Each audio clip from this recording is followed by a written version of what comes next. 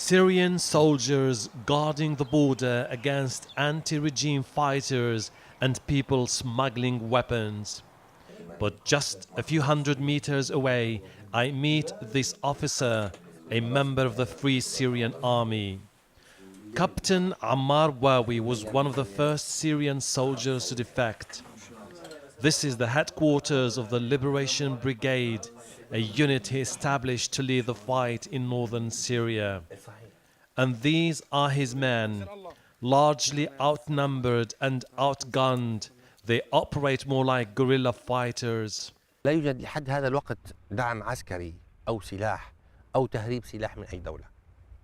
نحن بما نملكه وبما يعطيه شعبنا أهلنا في كل قرية في يوم الجمعة يتبرعون للجيش السوري الحر بما يملكونه من مال نشتريه من عصابة بشار الأسد.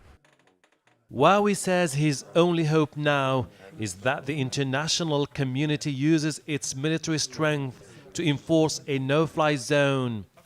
He wants humanitarian corridors created so that his fighters can operate freely. The international community remains very cautious on arming Syrian fighters, arguing that they are largely desperate and with no proper chain of command, and that sending weapons to the rebels in a country divided along sectarian lines could spark a full-blown civil war. Fears that have intensified recently following a series of bombings. But Wawi says he has no doubt the regime is behind the attacks, which are designed to discredit the pro-democracy movement. أنا اتبعت دورة في الفرع 236 أمن عسكري من أجل معرفة كيفية تفخيخ السيارات وكيفية تفكيك الألغام.